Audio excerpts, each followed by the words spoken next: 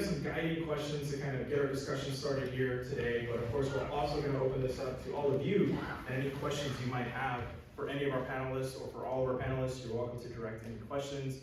But first I want to thank you both for making the time to be here today, and we both drove from very far from Fresno as well. So thank you for joining us. And my first question that I want to pose specifically for Paul and Danielle is, what first inspired you to get involved in journalism? I don't know who wants to take it first.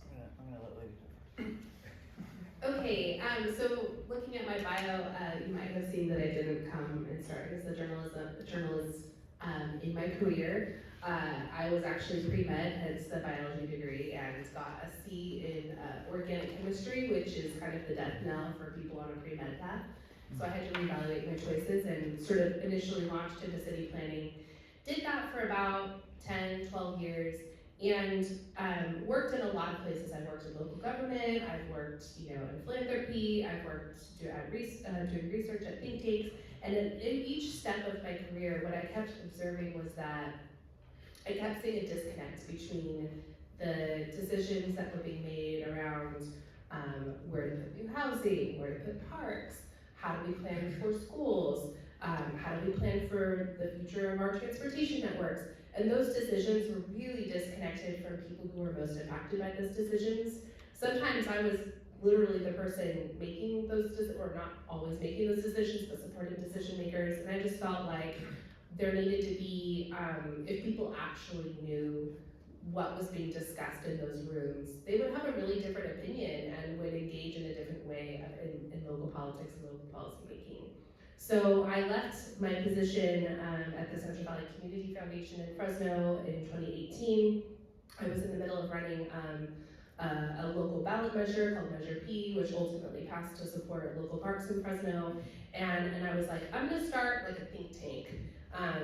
And I'm gonna put out local policy research. It's gonna help people understand what are the solutions that we have.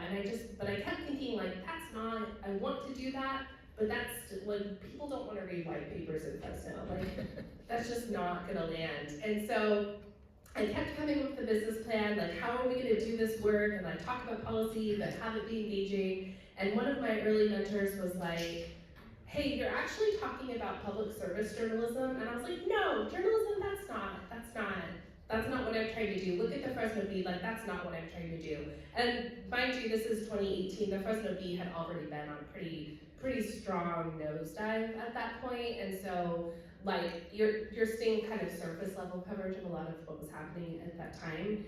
But he kept pushing me, and so we launched Fresnoland in 2020 initially as like a vertical within the Fresno Bee, doing in-depth reporting on the issues that land use, housing, parks, environment, etc. And then 2 years after that, we went independent, and the rest is history. So I'll stop there. Great. Yeah, I have one. Okay. That's been great.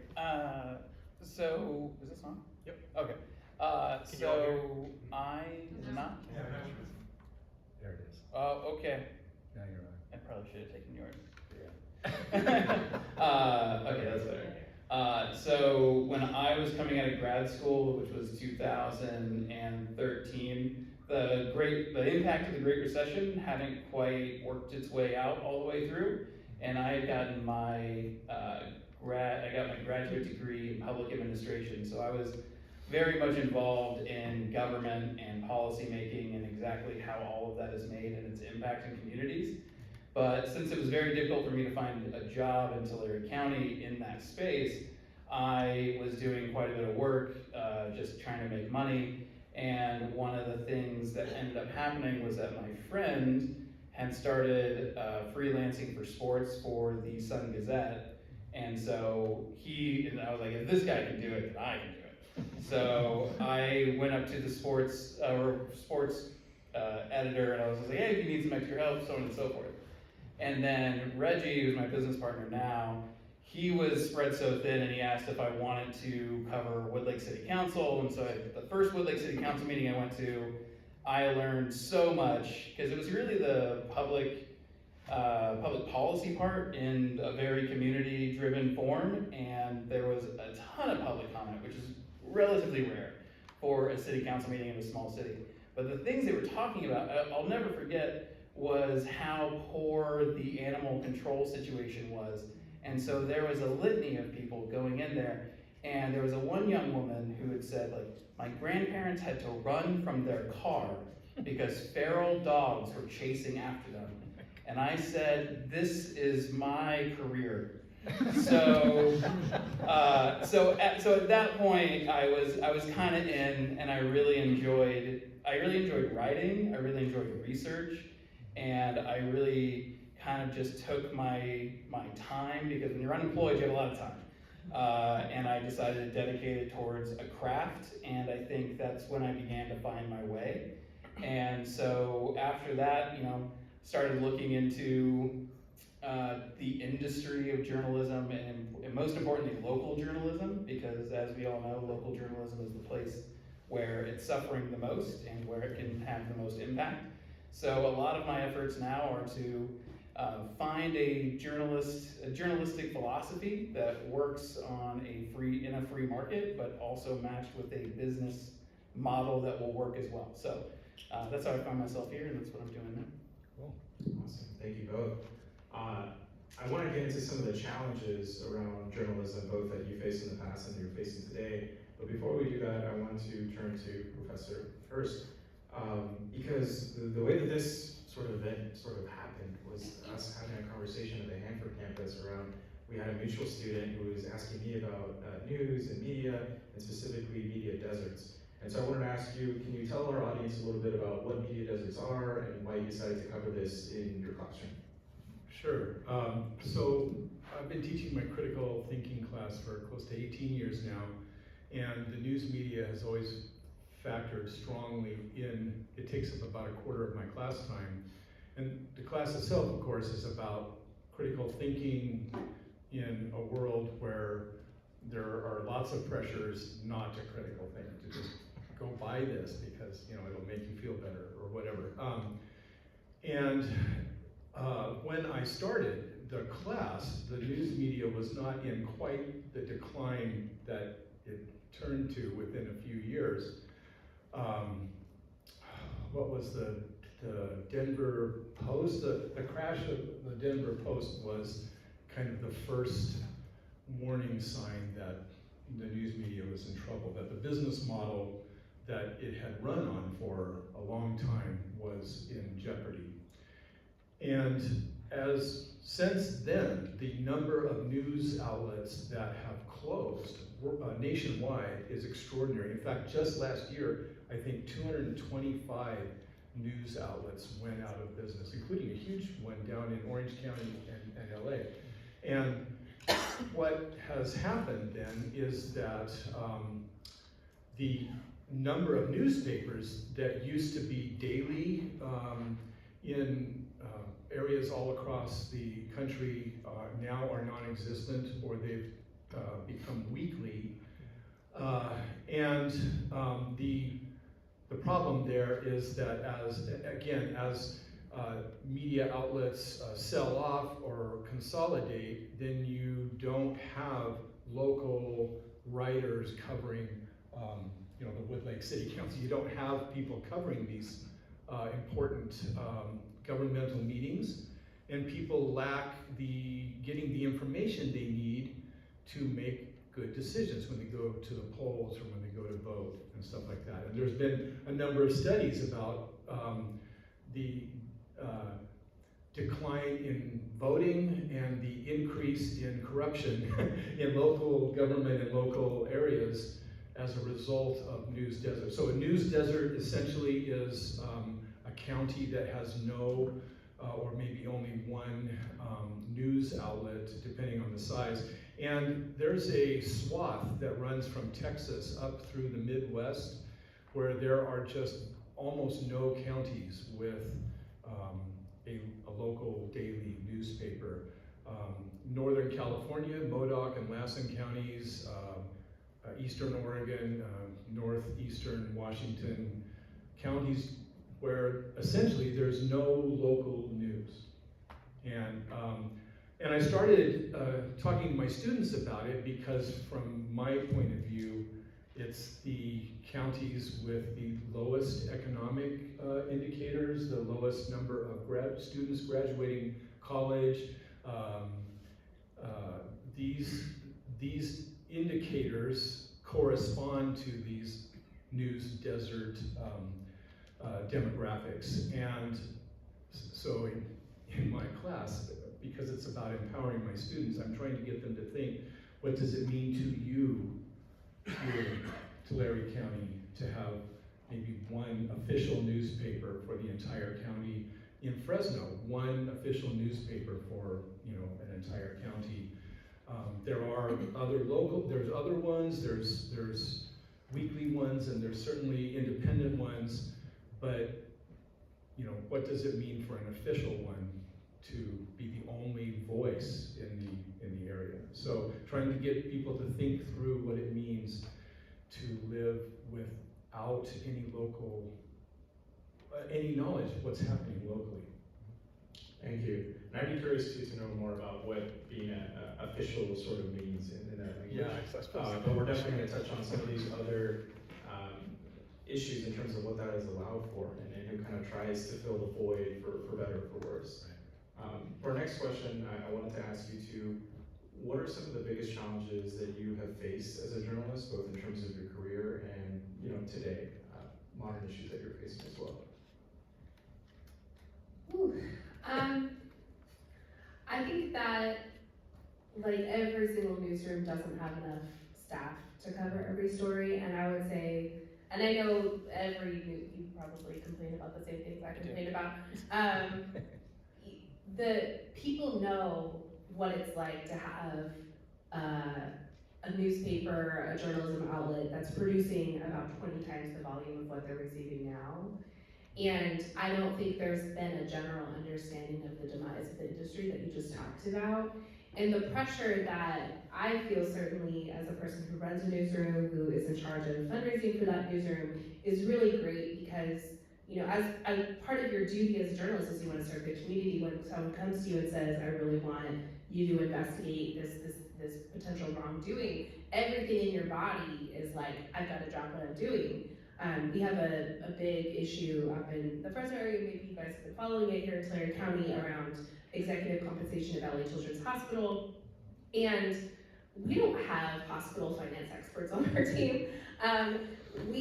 Our accountability reporter was working on another investigation about some completely different topic, and yet it's part of our public service mission. When the community has a big appetite to want to learn more about an issue and they see potential wrongdoing or inequality, they ask us, they demand of us to respond. So I think that's like a continuing problem, is we will never have enough resources. I mean, even if we were 5 times the size of what we are today, and we have currently 4 full-time reporters on staff at Fresnoland, and we're adding a 5th this summer, we'll never have enough. And so I think that's a constant pressure. In terms of doing the work and the actual work of journalism, I would say one of the interesting challenges, and kind of to what you were talking about with like the change in having a newspaper of record to having more smaller outlets pop up.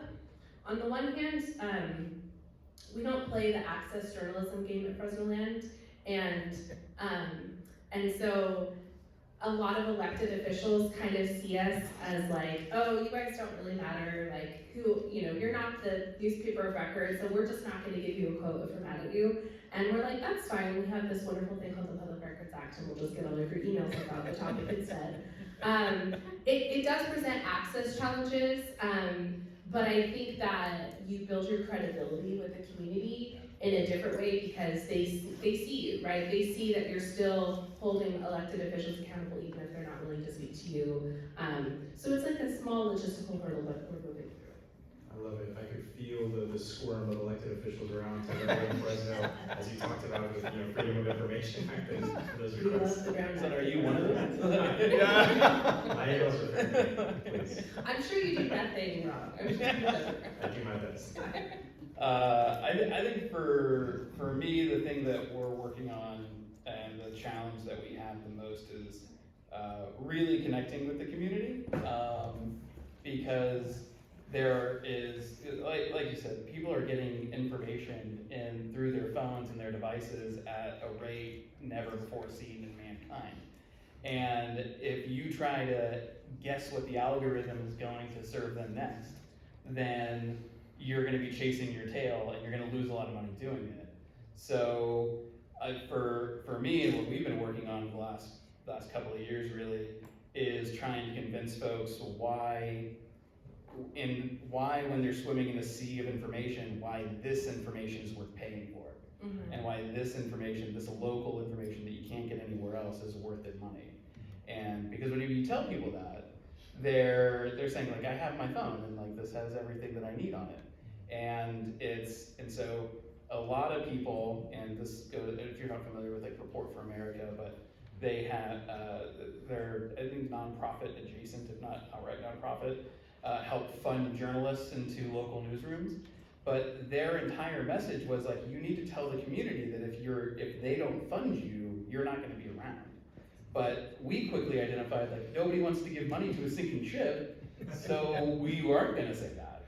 And so what I think that we need to do, and what our efforts are focused on in a way, is to, one, back up what you say and provide good journalism, or the best journalism that you can, on the topics that are the meat and potatoes topics, like holding government accountable, either at the city, state, or the city, school board, or county level, at the local level. And if that's, and even if that's all that you do, you've done a good job. But to get to a place in people's minds where it's gonna connect to their pocketbook is very tough. And so you have to find that story that really resonates with folks. And that's very difficult to do. And so that's, I think, for me, that's the challenge that we're facing, is like, how do we truly connect with the community? Absolutely, and I think that it kind of gets at our next question, which is, as technology changes, as you referenced, or people consume media changes, and media consumption, there's been a lot of conversations around the overall sustainability of news organizations and papers. What are your organizations doing differently to respond to this? And also, what can our communities do to support? Do you want me to go first? Oh, yes. Okay, great. So you'll hear really different answers, as our organizations are structured really differently. So Fresnoland's a nonprofit newsroom. There's about 400-ish nonprofit newsrooms across the US. They're relatively new. And a nonprofit is, in some ways, just a tax status. We're still a business. We still have to make money. We still have to pay our reporters and pay them well in order to retain them. But the way that we get money and we fundraise is really different. So we don't rely on advertising. We don't have a paywall. All of our news is free on our site, fresnoland.org. And about 85% of our funding comes from philanthropy. So I actually see one of our funders in the audience, Loma, from the Central Valley Journalism Collaborative. So we have private foundations that support us, that care about journalism. Some of them care about health. Some of them care about housing. Some of them are just like, we think you're doing a great job and we want to give you money. And then we are also building a sponsorships outlet, or sort of vertical to raise money. We just posted an event last week that was sponsored. Those types of things help us raise money. So that's how we are attempting to address the sustainability model. And of course we have members that pay us $10 a month, $20 a month, because they want us to exist. But it's a different value proposition when people aren't paying because they want to get through the paywall. They're sort of paying because they see like an inherent value in the work that you do as part of our democracy. And so the fundraising appeals that we make to our donors, or that stick, are sort of like, we did this story and it had this impact in the community, and then people are like, oh, I love that, I want to see more of that, I'll give my money to it. But I will say, like, on the other side of sustainability as audience, and like you were talking about, Google made some changes to their algorithm in the last few weeks, and our traffic went, and we're always seeing more content creators on Instagram and TikTok that are taking our stories and memeing them.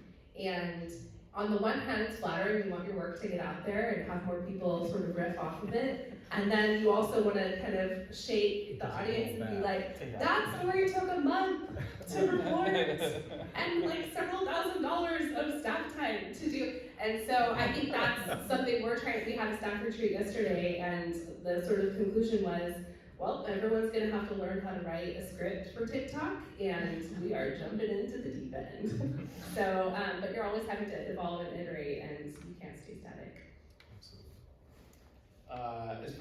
So first of all, yes, she runs a nonprofit newsroom, I run a for-profit newsroom, so the models are different. Like you said, a lot of it just comes down to the tax status. So for me, it's not just that we're putting out journalism.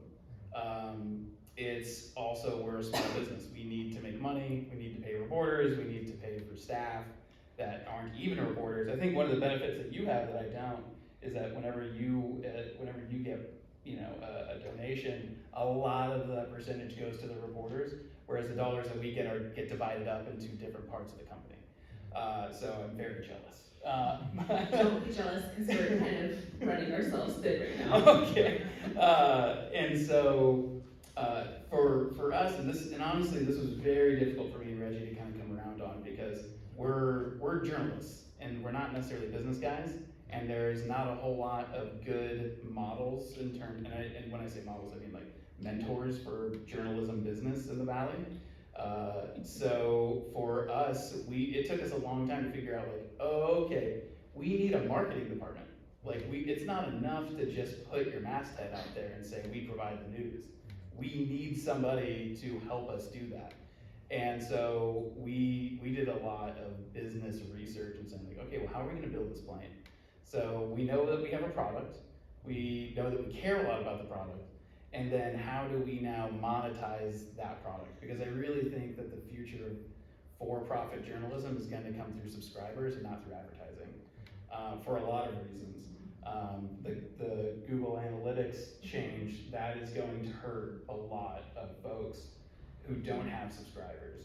And especially, I mean, we don't have to get into AI, but like, especially as AI continues to unfold, if you're not making that direct connection with your audience and they're not willing to fork over the money for this information, it's going to be tough to get your message out there. So we learned a lot, and we made a lot of mistakes on how to run a business, and fortunately we came through it. And one of the latest things that we've done is really start to market ourselves, and so that's how we've handled a lot of some of the technology shifts, because at the end of the day, we really do believe like it comes down to our people buying your story.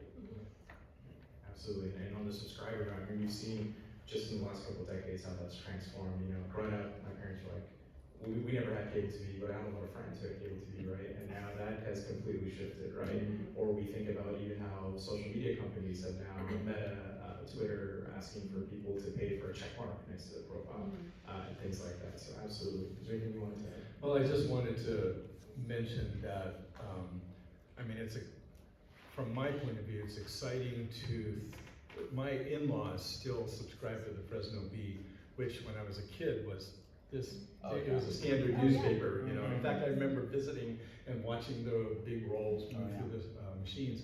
And now it's it's not even a tabloid size really, and it's almost entirely advertising, right?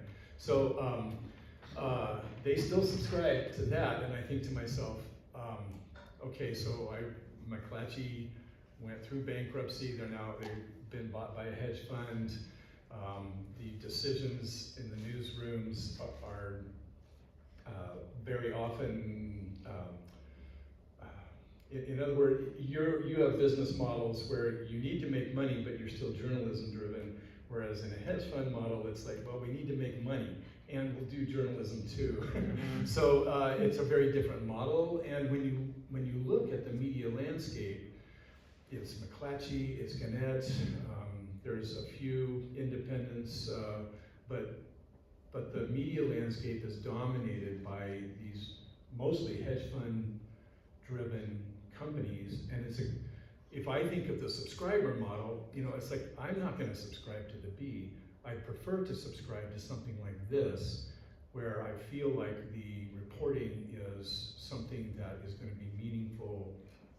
These are journalism pursuing meaningful stories that are meaningful to me, I guess, as opposed to meaningful to a percentage that has to go back to investors.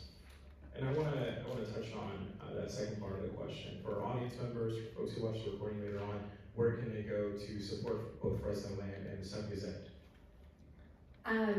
Fresnoland.org/donate.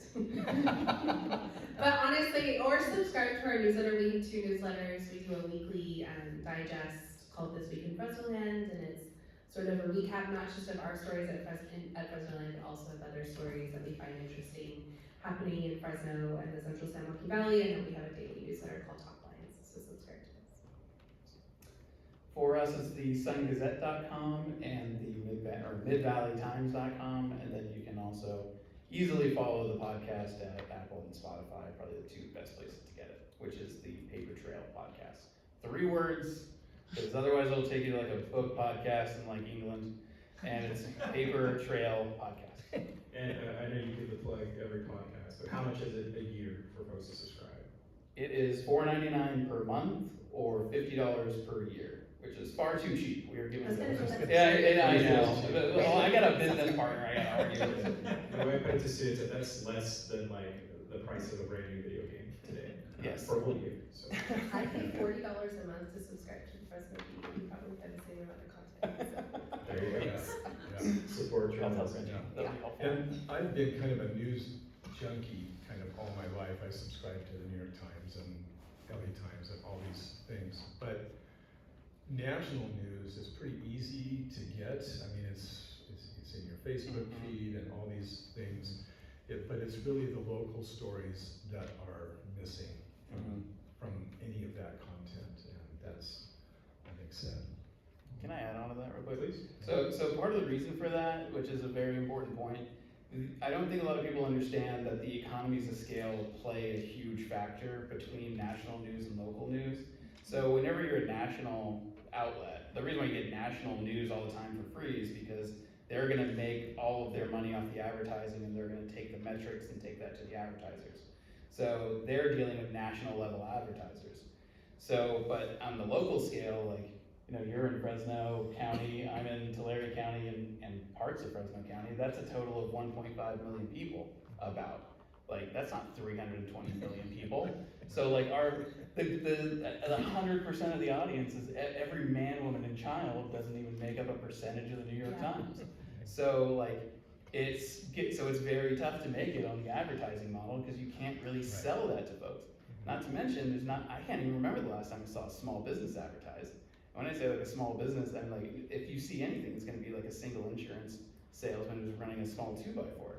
And part of the reason for that is because they can market themselves more effectively through social media as opposed to buying advertising. And that's fine, that's their choice, and I think it's a good choice to make for their business. But that used to be the keystone for funding for local newsrooms that used to cover, everything from, irrigation districts on up. Yeah. And so without having that robust advertising base, you're kind of left with doing the school boards, the city councils, and the county board of supervisors. And so like that's the big difference. That's why the New York Times can succeed and the LA Times can succeed, is because their audience is so large. Right. Whereas locally, it's not even a fraction. And if I can add one thing to this, as somebody from both, I hesitate to call myself a journalist because I did a lot more like op-ed pieces instead of reported pieces, but I think one thing that communities often see from these major news outlets is what I've heard described as this drive-by journalism, right? Some of these national reporters will come to Tulare, come to Fresno or Kern or any of these communities, your fucking day, quote a couple of people, and then you read it in the LA Times or the New York Times and you're like, what the hell are you talking about? Who are these people? Like, who are these random individuals? And like, did you really get the full picture and the full story? And so that's another kind of distinguishing thing that I would want to highlight between, the national newsrooms and local news, and really news outlets that are rooted in the community and that can provide a fuller picture, as opposed to these national snapshots when issues occur, right?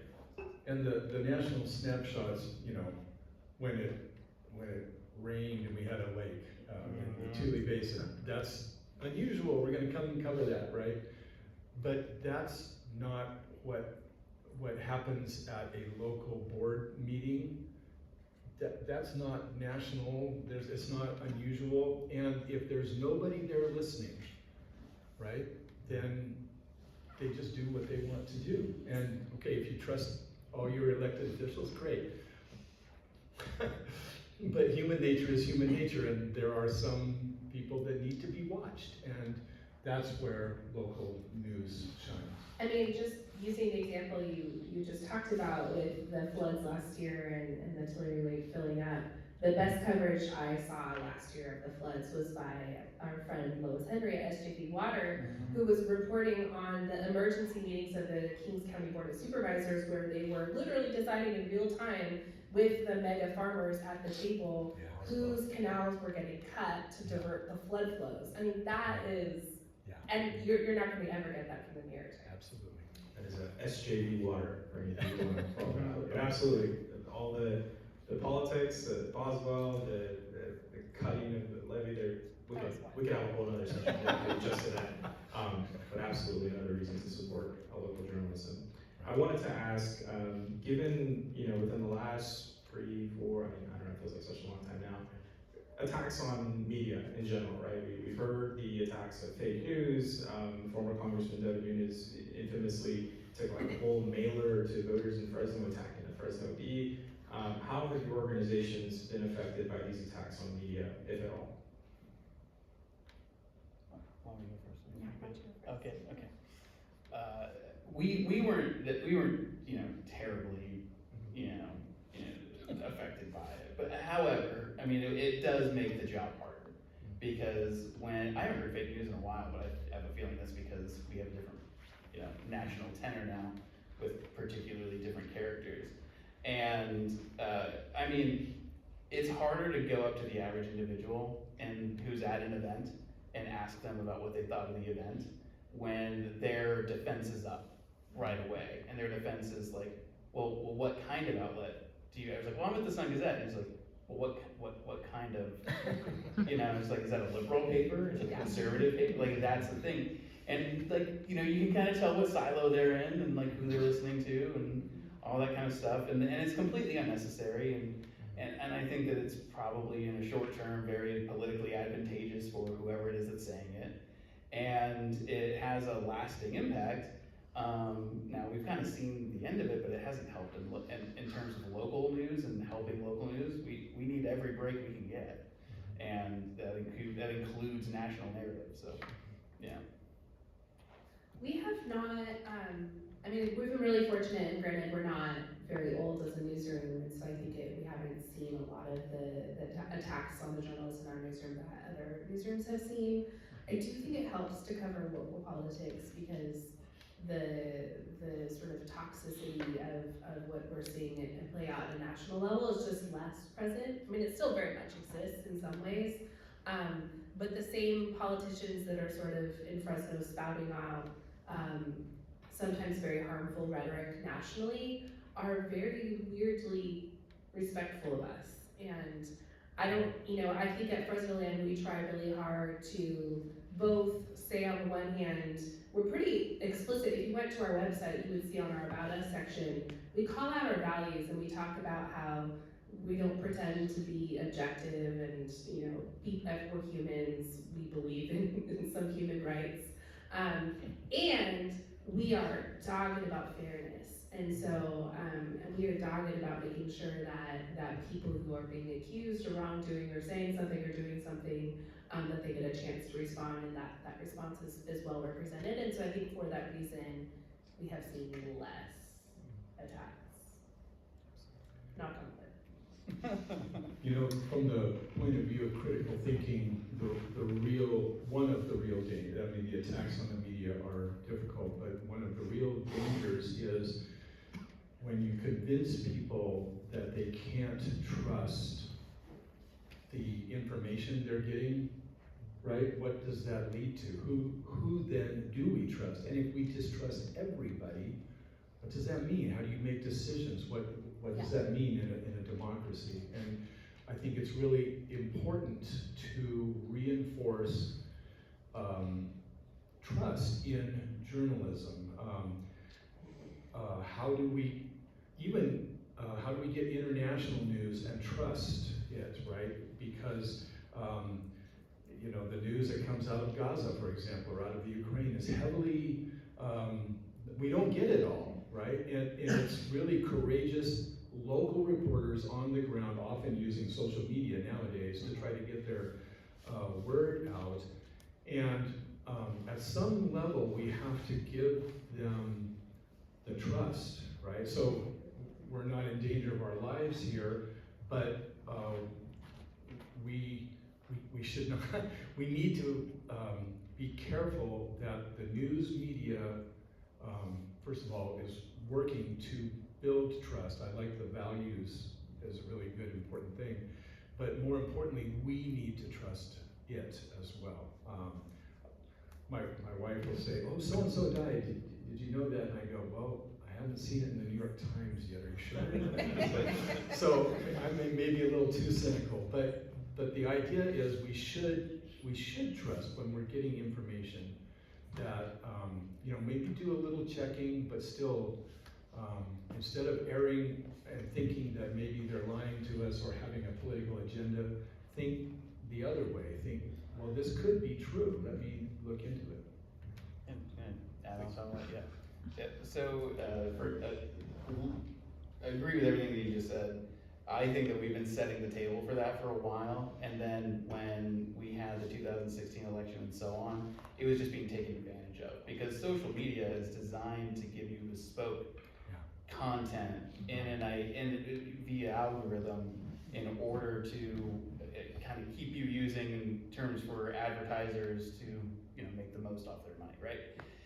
But what that does is that it silos people. So not everybody is getting the same information. So you're getting a different news feed than you, than me, than you. And so when you start breaking people up like that, it's, you know, you get a lot of folks who will call out what they don't like, but they won't fact check what they do like either. That's right. So, and that's something, because we don't really value introspection in terms of media, because you don't want that. You don't want that. And so, like, you know, you hear a lot of fact checking go on from folks, but, like, you know, you're not fact checking the stuff that you agree with. That's right. You know? Exactly right. And I would say it also highlights the dangers of echo chambers, right? It's very easy to unfollow, unlike something you don't agree with, but even if you don't agree with it, that doesn't necessarily mean it's wrong or factually incorrect, right? So I encourage students to get their news from a wide variety of sources, but also to make sure those are credible sources, because especially with the development of AI and you know, individuals being able to post things at a moment's notice, it is very important to verify. And I want to make a very quick side note. I'm happy to hear that you all have not faced, you know, any sort of violence or threats as a result of this. But the reality is, journalists worldwide have been killed and assassinated for engaging in that kind of work. Whether we're talking about what's going on right now in Gaza, or we look at journalists in Mexico, or parts all across the world for attempting to hold individuals accountable. And so that, you know, both thank you for the work that you're doing and recognizing that as well. Thank you. Maybe you wanted to add something. I was just gonna say, I think, for better or for worse, journalists now in today's age of information overload have a bigger responsibility to show our work, to explain our process. I was on a call before I came here on, I think we're on like round 4 of edits on the story that we've been working on, and like the debates that we have about language and, you know, oh, if we use this word, will it convey this value that we're not trying to, or this judgment on this word, will it paint this person in this light that we're not trying to portray them as? Like, I don't think people understand all the debates that happen in newsrooms around, you know, the credibility of the sources that we have in stories, and, you know, making sure we're not cherry picking sources or experts that sort of confirm a specific perspective, that trying to find a diversity of perspectives. The work that we do to make sure that every time there's an assertion against an institution, that they respond to that very specific assertion. And there's so many things that could go on, but I think that for better or for worse, we have to show our work. Absolutely. 2 more questions, and then we're going to open it up to questions from our audience. So please, if you have a question, I encourage you to ask. The Atlantic recently came out with a piece called "Democracy Dies Behind a Paywall." highlighting how misinformation and lies are able to thrive when news is not accessible to folks. The author makes the case for making journalism free for the 2024 election. How do you respond to this, or what do you think about this idea? Was there a story behind their paywall? It actually was. Yeah, I was just gonna say there's free articles, but yeah, the irony was it was like interesting to yes. And actually, I have to pick that phone with, I saw that, I didn't read it, but I saw it. I mean, our stuff is not behind a paywall, so like we obviously agree with the premise, and especially in a place like Fresno and Madera County, where you have so many people that don't have the resources to pay for a subscription, we see it as incredibly important. I just hope that there are more, like if an institution is powerful and well-funded as the Atlantic, and I know some of their funders, if they're gonna put that out there, then they should put their money behind their mouth and like pay for outlets like the Sun-Gazette for their election coverage. I'm gonna agree with everything she said. I don't have the margins the Atlantic does, so, yeah. yeah, and I would also highlight, the fact of investing in local media is so important. And this paywall, I think really gets at how some information is able to get out there, right? When folks are like, well, did you fact check this, or did you read this article? And they're like, well, I Googled it, and then I had a paywall, and then I just decided not to read it, right? Or follow up with another source. But I did want to follow up specifically with you, Danielle, because in the same way that for-profit newsrooms have to worry about margins and how to be profitable, et cetera, I wonder too, how does your newsroom deal with or have to navigate issues of funding? Because a nonprofit industrial complex is also very real, right? And so how do you navigate that while trying to stay true to your mission and values of local journalism when funders maybe want to see more reporting around X, Y, or Z? Yeah, that's such a good question. We're on a learning journey. And I would say we're one of the more fortunate nonprofit newsrooms in that, for the most part, we've had a pretty steady increase in funding since we started. We have, though, lost 2 funders. Neither of them really had like a philosophical issue with us. It was just like, they did what a lot of large foundations do. Oh, you're a cute little shiny object for the next year, and then, oh, we found a different shiny object, and so we're gonna change our priorities and fund something else. Which is why we lost a housing reporter for about 2 years, and it took us a bit to fundraise to get that back. So that's always the struggle, and I think there's been some really great education being done in the philanthropy world to help foundations understand that they're basically correcting for market failure in the journalism space. I mean, I think using the terminology of economics, journalism in places like the Central Valley, there just is market failure. There is not enough, the advertising model can't work. You guys are still tweaking with subscriptions, the B is messing with subscriptions. I don't think anyone has really shown that it's going to be insanely profitable, and I think that's the role of philanthropy, and hopefully other sources come through. Absolutely. So we talked about the lack of news organizations, media deserts, that have also allowed for several outlets to attempt to fill the void. And I want to highlight 2 specifically outlets that have emerged in recent years. One, the San Joaquin Valley Sun, which is run by a former Republican consultant and staffer, and another GV Wire that is funded by a major developer in Fresno, Granville Homes. Both of these organizations claim to put forth objective and unbiased journalisms. Can these organizations produce this type of journalism? And also, what do you think has allowed for these types of organizations to rise here in Central Valley? I think they can. There's no reason why they can't. I think this is more so a matter of, just being well-funded doesn't equal good journalism. And it matters the value that you put to every dollar, not just that you have a bunch of dollars. And so, at least what I've seen from the San Joaquin Valley Sun and GV Wire, I'm unimpressed as far as their objectivity and some of their fact-checking. We've followed up on stories that GV Wire has done. I think they did one last week or the week before. And, they blew a few facts. And it happens, don't get me wrong, but I see it more often, I see it a lot. And then the San Joaquin Valley Sun, I typically see a pretty severe slant. So, it's not, and I don't really know how well the San Joaquin Valley Sun is funded. they must have some funding. But GB Wire I know is well backed, and so, yeah, I think it's, you should come at them with a healthy level of skepticism. I think journalists in Fresno have this conversation a bit about, newcomers entering into the space and who sort of gets to wear the hat of a journalist and who doesn't. And as a newcomer to the field, a relative newcomer to the field, I sort of am like, well, how come I got to, and how come I didn't get gatekeeped in the way that other people got gatekeeped? No, I did get gatekept a little bit, and I had to push down some doors. But I will say this, so I've heard comparisons between GB Wire and Bloomberg. Bloomberg's a rich dude in New York. He started his own media outlet. Why can't Darius Assemi, who runs Granville Homes, do the same thing? But then you start to follow the coverage. And if you know their policy agenda and their political agenda, you start to see overlap. And I think that's the scary thing, is when you lose the transparency, when you don't show your work, when you don't disclose your donors, when you don't disclose your sources, when you have a continual source anonymity problem, that's a problem. And I want to highlight a specific example here, because I wrote about this in my dissertation. You mentioned you worked on Measure P. One of the things that I highlighted was the fact that Measure P was intended as this, initiative, a local initiative to help fund parks in Fresno.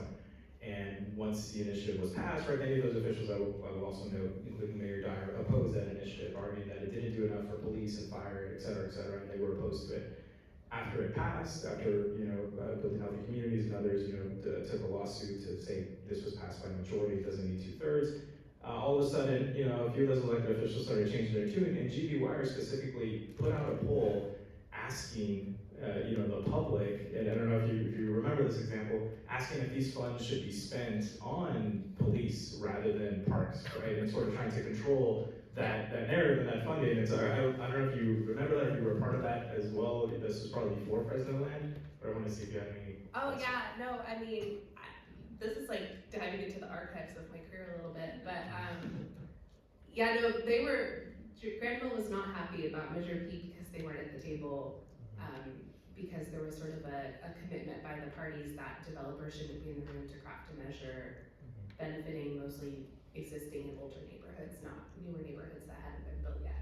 And so because of that sort of exclusion of developers, not just Granville, but any developers really in that process, they were pretty salty and used the pen to express it. Absolutely. Did you want to add anything? I was only going to add that, and I'm going to get the name of it wrong, but the 559 up in Stockton area. 209, that's it, I'm sorry, 209. That's awful. 559, that's here. Okay, but yeah, attacking essentially the Stockton mayor, and removing, or at least instrumental in having him removed or voted out of office. And, I don't know, I don't know any of the details. I don't want to comment on that, but there was a single-minded focus to their coverage, which was constantly negative. It did not seem to have any kind of balance to it, and that's the kind of reporting that I feel like there's something wrong when there's a motive behind it, clearly.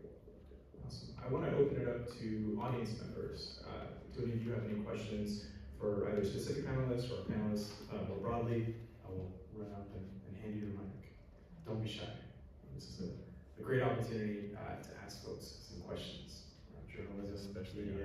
our journalism. Yeah, or if you also have any questions, because I know part of this was kind of peeling back the curtain around media and elected officials, community, et cetera, as well.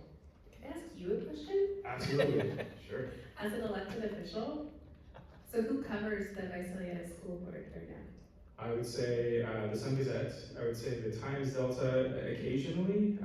I think they're less so engaged in that reporting. I also want to highlight, we do have a student reporter in the room, Isla Uster, and the Redwood Gigantee, who's come up with some awesome coverage. So also supporting local high school, college papers, etc.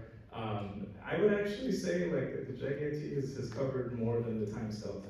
They're enemies, right? But yeah, I would say those are the outlets that cover mainly.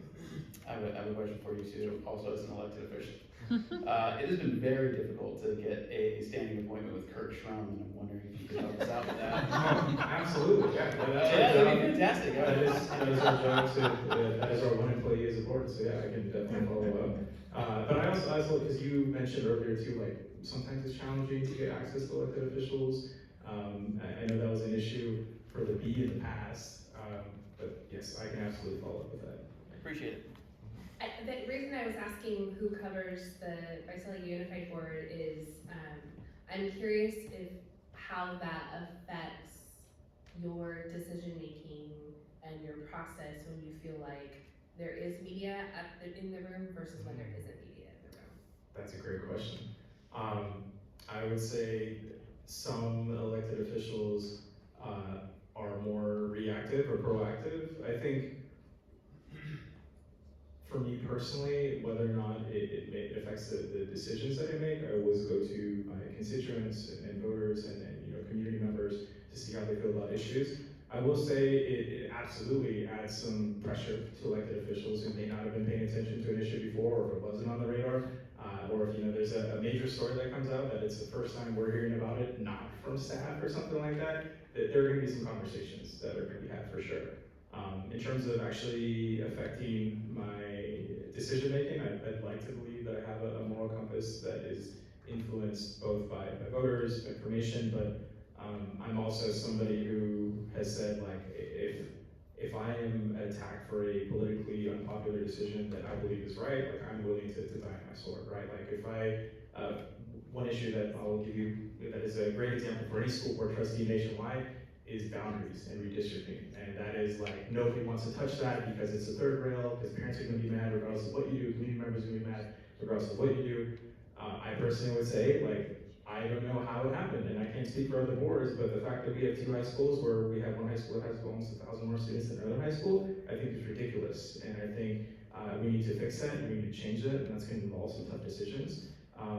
And if that means that I am attacked for that, or potentially unelected for that, like, I would be okay with that. Like, the reason I lose that position is because of a decision that I made. I'm okay with that, regardless of whether it's media or public pressure or whatever. However, I will say that's not the same for every elected official in more broadly, and those decisions factor in for sure, especially around election time, and especially around when these things happen. If that helps.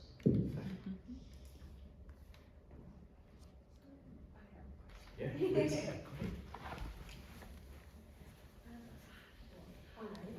Hi. What is your guys' most memorable story that you guys have reported on? Like memorable fun, or memorable impactful. Whatever one that sticks to you the most. Yeah, we did a story last year in Fresno County, just east of Fresno, in the foothills. If you're familiar with Fresno, if you take Bryant up towards Millerton, there's like there's a bunch of new communities that are popping up over there, and one of them is called Mirabella, and it's like the developer John Bonadelli kind of designed them as like Italian villas in the foothills. They're really beautiful homes. Anyways, the development got approved in the 90s, in the days of like the wild west of urban planning, when they didn't really look at like where the water would come from, or if the water systems they built would actually work. And these are like $1 million, $2 million homes. And so one day we were, as we do, as you guys do, we're going through the Board of Supervisors agendas, looking at what's on the docket for that week, and we're like, hey, this little community's getting like a $3 million bailout from the state for their water system. But this is like a pretty nice community. That's kind of weird. And so anyways, the reporter that we sent to look into it, Greg Weaver, he's our environmental reporter, he ended up like finding this really like fascinating tale of how this all happened, and like the backroom deals that were happening with like the water consultants in the planning department and the supervisors at that time. It was a really fun story. It's not like it doesn't have a happy ending, but we had a lot of fun reporting it because it's sometimes like a lot of reporting obviously is focusing on what's happening now and sort of here and now. But it's good to be reminded of how did we get here, how did these decisions made 2 decades ago still affect us today, so Yeah, that's my answer. that's good. I have a tie for 2, so I'll go with the first one, which is the most recent one, was the Reedley illegal lab from last year. That came out of, so we broke that story, and that came out of our reporter Darren finding just kind of an obscure notice in the Board of Supervisors for, it was like a Health and Human Services, like, we're going into this building and we're gonna do this, and it was just awkward. I can't even really remember the name of the document. And so he started making some calls, and he was like, well, that's just an abandoned warehouse in Reedley. What is that? So then he called the city manager, who we have a good relationship with, and she was like, I can't talk about that. And we're like, you can't talk about a building that has nothing in it? Well, ding, ding, ding, like we hit it. And so she came up to me at another function and she said, okay, listen. And I said, what are you talking, I don't even know what you're talking about at this point. Because it was a little before it came up to me. And she's like, I can't talk about this case. And I was like, it's a case now? And so then that was like, I was like, okay, I clearly need to be more involved in this. And so we did a little bit of digging, and when you read like, 1,000 dead mice were found in, or like, I think it was like 400 dead mice, but there was like 1,000 like lab mice that were just running rampant in a building that was meant for, and these are lab mice, they're not supposed to be there. That sends off some alarm bells, like how did this happen? And then that story just became an international story. And then you find out that there was like a Chinese national who was running it and had just moved this company that he had from state to state. I think went from Canada to Texas, another state, and then like Tulare and Fresno, and then Reedley. And they were selling, and they were dealing with like HIV and Ebola and all this stuff, and none of it was properly tracked or labeled or anything else. And I think what was most shocking for me was that when the city of Reedley called the CDC and said, we have something here that we don't know what to do with, the CDC said, deal with it yourself. And like, I mean, they didn't say it like that, but they were unsure what their own procedures were to deal with something like this. And so they were like, what is this cleanup? It took these folks getting in touch with their congressman to get a federal response to something that could have been extremely dire. And then the story ends, by the way, which is the best part, is that they find the guy who was running the lab, but he had like absconded to like China or something like that.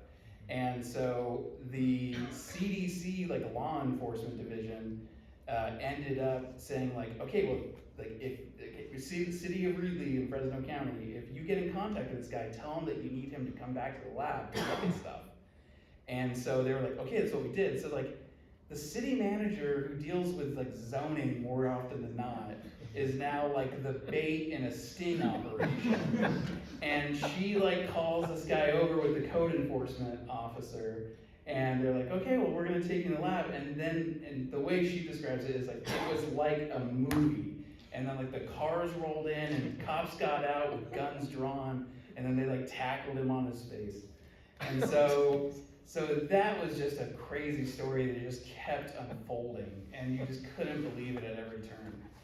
Second to that was the Golden State Killer, who was the Visalia ransacker, and that was a wild story. Just one of the most prolific serial killers in California history, and he was a cop in Exeter. I think the thing journalistically about that is that we found his headshot in the archives, like a 1971 archive, and it was just like a fluff piece. Like it was on the front page, and it was like whenever newspapers went like, new cop in town, you might see him on the sidewalk, which are not stories that we do anymore. And like it just took somebody like probably 5 minutes to put it together, and now that headshot was all over the world. So like those are probably my 2 biggest stories in my career. By far. I think we're, if you were okay with saying a couple more minutes, I don't. Yeah, I got all the time now. That's Perfect, thanks so much. We'll go here and then we'll move further. Hi, my name is Megan. I just want to say thank you for your time. I have been absolutely fascinated by this. For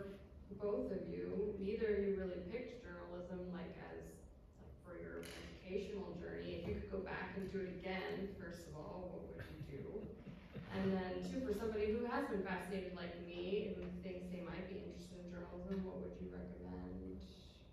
Like, is there a way to, volunteer or get involved? What would you? Yeah.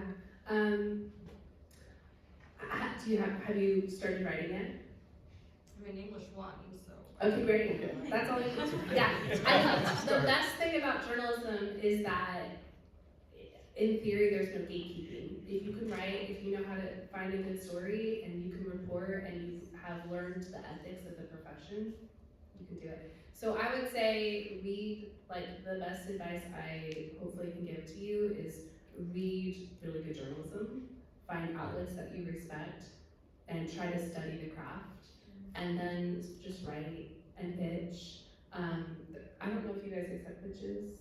Mm-hmm. You guys do this? Oh, absolutely. Yeah. We're still working on our pitch process, so we kind of informally accept pitches, but we're trying to work on better guidelines to be more communicative to people. But I think that's the best way to get your foot in the door is just to start writing. Educational journey, I would maybe have majored in economics instead, but not journalism. Were you gonna be like a doctor? Yeah. So I wasn't gonna be almost a doctor, so it's a different path than I was on. I don't know what I would have done had I actually think that being in the private sector, my educational journey was very much on government, politics, and policy. And now covering that, I'm like, that's awful.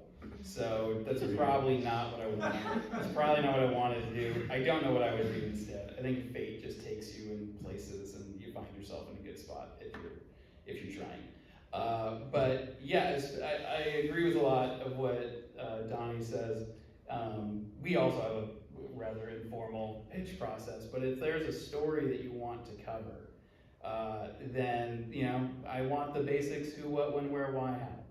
And if you can answer those questions, then I can kind of determine whether we have a story or not. And I'll probably ask some follow-up questions. But yeah, pitches is probably one of the better ways to go about it.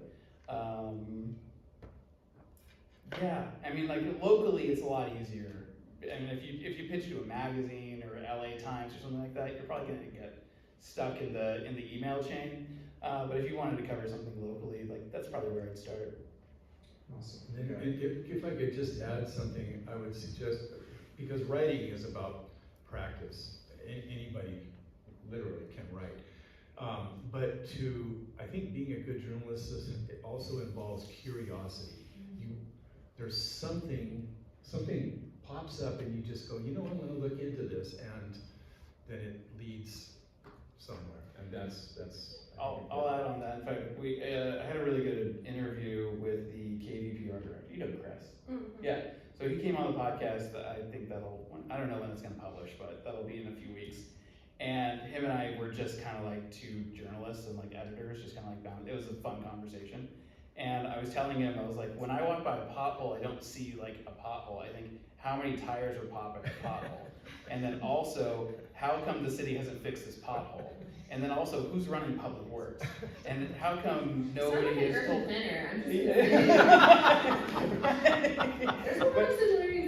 But a pothole is not just a pothole. A pothole is there for a reason. Roads get graded on a relatively regular basis, and then public works is supposed to come in and fix those things. If those things are degrading, then there's a reason behind it. And so taking those very small things that you just see about in your everyday life, that's journalism. And understanding that there's a process behind that, and there's a whole philosophy behind that, and how we get here, that's journalism.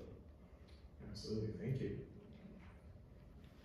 Hi there. Thank you for being here this evening. It's been really, it's been wonderful, and I thank you for bringing the spotlight to local journalism. And with that, with local journalism, I'm wondering if the local community is aware of what's happening to the COS library.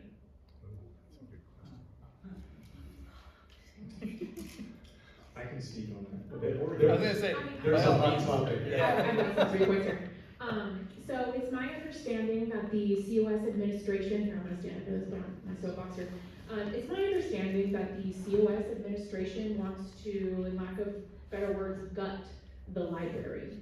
So the library is 2 floors, and they want to reduce that to one floor just upstairs.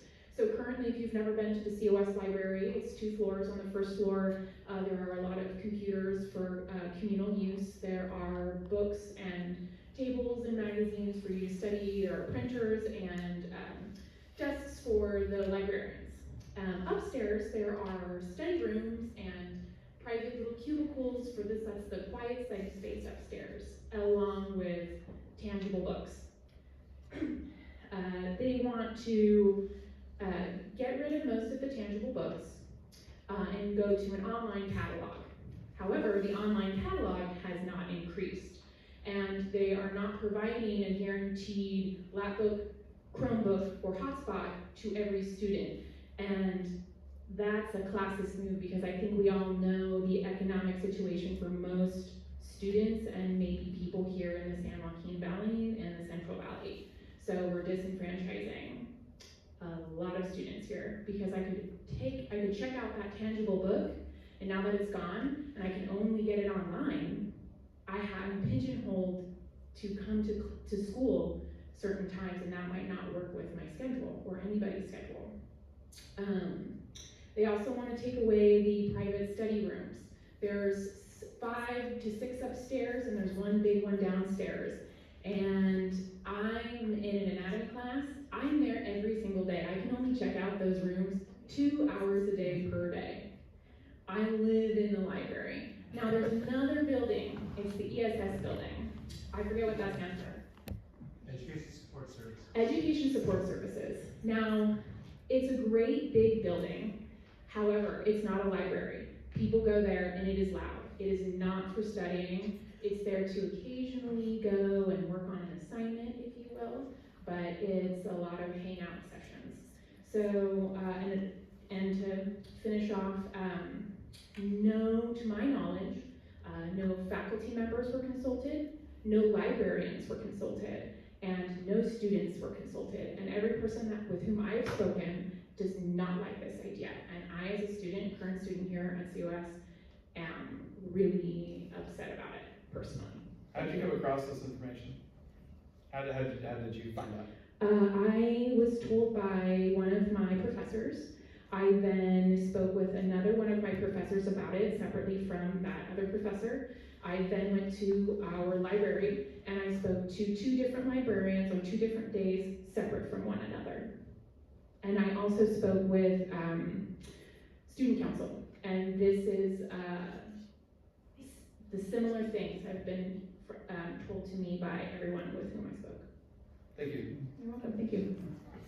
I spoke to someone from the library today as well, but that's a pitch if I ever heard one, so you all do that before you will. And thank you for sharing this. Did you have a question? Okay, anything else? I guess the question is, we'll go.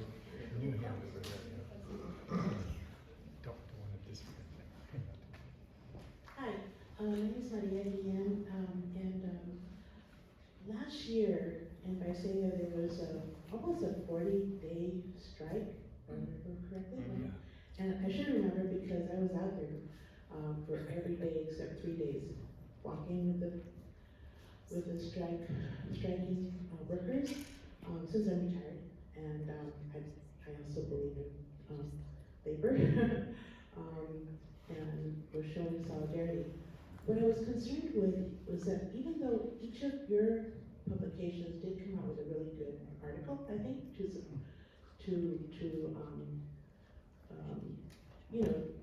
let the community know what was going on and what was involved, I was kind of dismayed that there wasn't more coverage, right? This is a long, hot summer full of people in distress, and I just was kind of wondering why it didn't make more news. You know what I'm saying? Yeah, thank you. I can't speak to the choices of the Times Delta. Maybe someone in Visalia might be able to educate me. I was actually even though we're in Fresno, we don't really dip into Visalia as much as we would like to. The strike happened right before our new labor reporter started, and I was like gearing up, like, all right, if this keeps going, this is going to be her first assignment, and then the strike ended, and so we didn't do a deeper dive. But that was definitely our budget. But I know the Fresno outlets, unfortunately, were kind of parochial. And so Visalia is often not in the conversation. And I know the Fresno Bee used to have a Visalia bureau, and that has long gone. But I'll just say that Fresno outlets, Visalia is definitely not going to be top of mind, unfortunately. I mean, I know ABC 30 will dip down sometimes. But I think it's when I think about news deserts, I actually often think of Visalia and how much I wish, I know you guys are doing a lot, but there's not There's a enough lot. here. There's a lot. Yeah.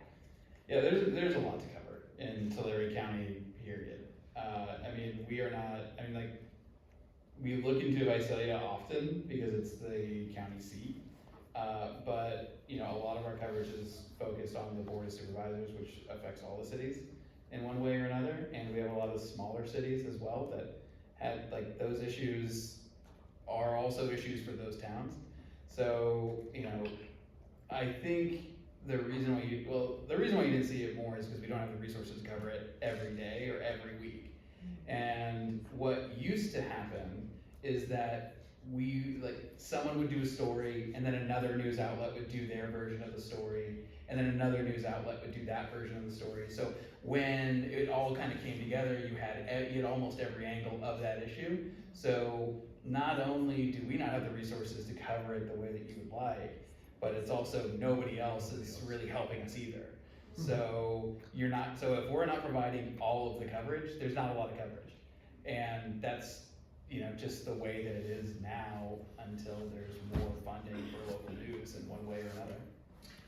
That is, in fact, the impact of the news desert, essentially, is that there's no coverage at all often, let alone the multi-angle coverage. Right. One thing we didn't really get to talk about in our conversation, but I did want to highlight is also ethnic media organizations and sometimes the lack thereof.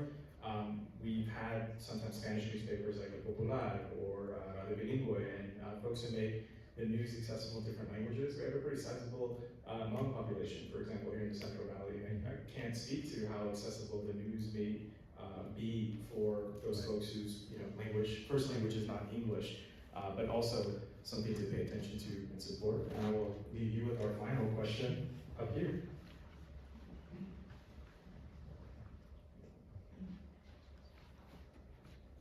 Sorry, I'm just trying to figure out how to phrase this. Towards that end, what do you, I guess in your guys' experience, what are the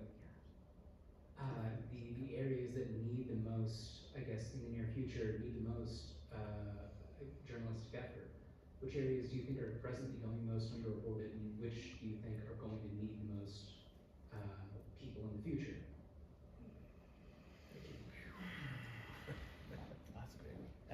That's a big Simple question to close on.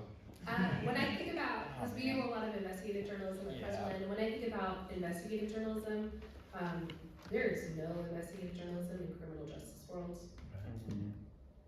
I can't find any coverage if I wanted to see investigations of systemic problems happening in any district attorney's office. I'm not going to pick on any of them in particular, police forces. I think that's a huge gap that no current media organization is really serving in the Central Valley, let alone Fresno or Tulare County. So that's like one on the investigative side. But I think to the point you were just making about ethnic media outlets, I think that's a huge, huge problem, and it can't be solved by one outlet in particular.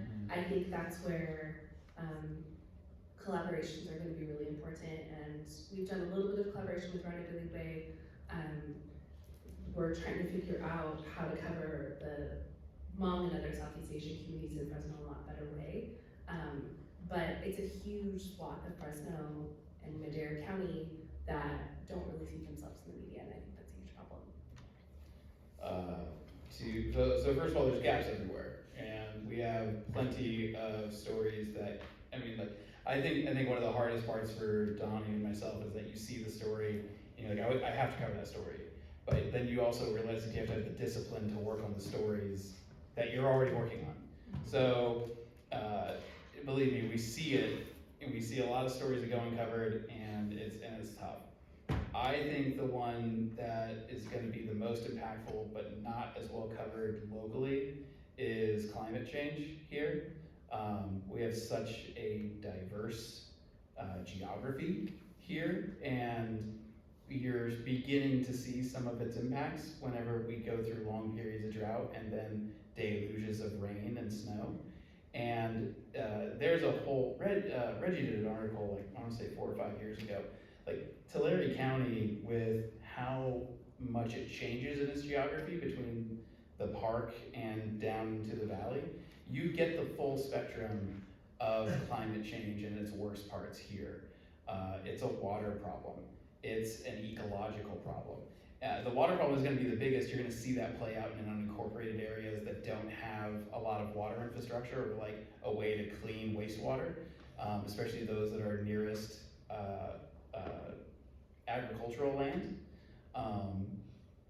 And so that's gonna have, I mean, the heat factor here is gonna be, I mean, off the charts. You know, I always say, like, whenever we get into like that twilight area of like a winter and spring, when you start to see like those tornado tails, you know what I mean? In about 20 years, those will be tornadoes. You know, and in 25 years, those will actually have an impact. And that's gonna be a problem. So there's plenty to cover there, and it's going to affect a lot of people regardless of income or creed. And if I could add, it's unfortunately also a political problem. Before I was put on the school board, there was a missing representative on the board who resigned, and several school board members wanted to ban and eliminate the words climate change from board policy because, you know, they claim there's like evidence on both sides. And that was like a 3-3 vote before I got appointed to the board, and then I was like the tie-breaking vote on that resolution. And like that was crazy to me because it was like we are not only going to see the biggest impacts of that over the next few years, but specifically which communities are going to breathe the dirtiest air. We still have communities here who don't have access to safe, clean, and affordable drinking water, and we're debating whether this exists. And if it wasn't for local news outlets covering this meeting, a lot of folks in the community would not know that this was being discussed and potentially could have gone in a completely different direction, right? So I want to applaud, you know, both the Sun-Gazette. I think the Times also covered that, but it shouldn't be a political sort of debate, in my opinion, but unfortunately it is at this present moment, right? Any other concluding thoughts you want to leave our audience with? No pressure. I just want to open that up as well. All good? Awesome. Well, I want to thank you both. If we could please give a big round of applause for our panelists today. Thank you all for joining us. This will be hopefully recorded and uploaded to COS's YouTube channel. But again, I want to remind you all to please encourage and support both Fresnoland, the Sun-Gazette, local media organizations, and journalists trying to speak to the power of Politcal County. So thank you and have a wonderful night.